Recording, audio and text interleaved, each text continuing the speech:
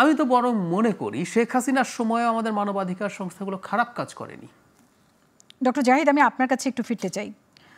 আমরা জানি যে জাতিসংঘের ঢাকায় মানবাধিকার বিষয়ক হাই কমিশনের একটি মিশন চালু হতে যাচ্ছে। এই সংক্রান্ত একটি চুক্তিও স্বাক্ষর হয়েছে, 3 বছরের যে সমঝোতা স্মারক সেটা স্বাক্ষর হয়েছে।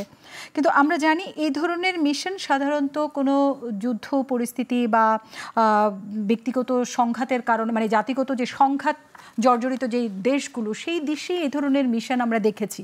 আমরা যদি একটু দেখি যে যে দেশগুলোতে অলরেডি এই মিশন আছে, বাংলাদেশে কি এই মিশনের প্রয়োজন?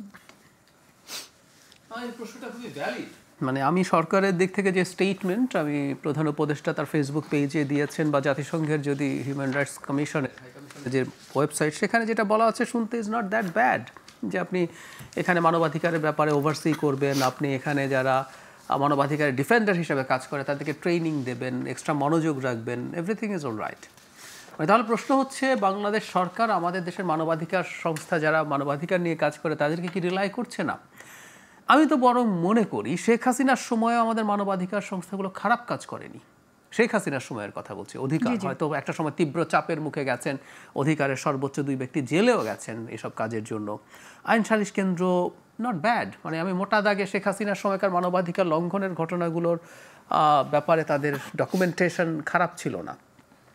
তাহলে কেন তাদের এটার জন্য প্রয়োজন? এখন প্রশ্নটা আরও জরুরি, কারণ হচ্ছে এই অফিস না থাকলেও তো আপনি আসলে কোনো দেশের মানবাধিকার পরিস্থিতি আপনি খেয়াল করতে পারেন, ইভ্যালুয়েট করতে পারেন, রিপোর্ট দিতে পারেন। বাংলাদেশকে নিয়ে এই হাই কমিশন আগেও তো প্রচুর কথা বলেছে। ফালকাত তুর্ককে আমরা চিনি, তার আগে তিনি রিপিটেডলি বাংলাদেশ নিয়ে কথা বলেছে। জাতিসংঘে গুম কমিশনে গুমের জন্য বাংলাদেশ গুমের যে রেজলিউশন সেটা সাইন না করার পরও বাংলাদেশের গুমের ব্যাপারে তথ্য চেয়েছে।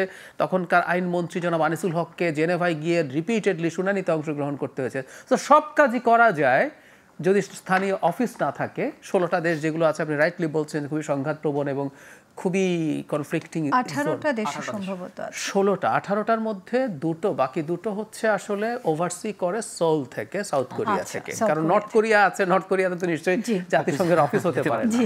আচ্ছা, তো যেটা বলছিলাম, এখন এটা কেন, এই প্রশ্নটা আমরা আসলে এই জন্য করছি এবং আমাদের সরকারের কাছ থেকে আসলে ভালো কোনো জবাব পাই না। আমার একটা নিজস্ব ধারণা আছে, সেটা হচ্ছে এটা কিন্তু 3 বছরের জন্য বলা হলো।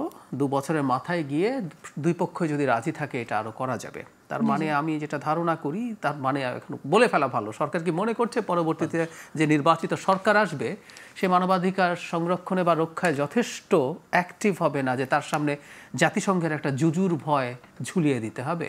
আমি এছাড়া আসলে আর কোনো ব্যাখ্যা খুঁজে পাচ্ছি। আমরা যদি প্রেস সচিবের এই ইয়েটি দেখি, সেখানে কিন্তু উনি স্পষ্ট করে বলেছেন যে OHCHR এর মিশনটি গুরুতর মানবাধিকার লঙ্ঘন প্রতিরোধ এবং মোকাবেলার মধ্যে কেন্দ্রীভূত থাকবে, বিশেষ করে আগের সরকারের দ্বারা সংগঠিত অপরাধের ক্ষেত্রে জবাবদিহিতা নিশ্চিতের জন্য।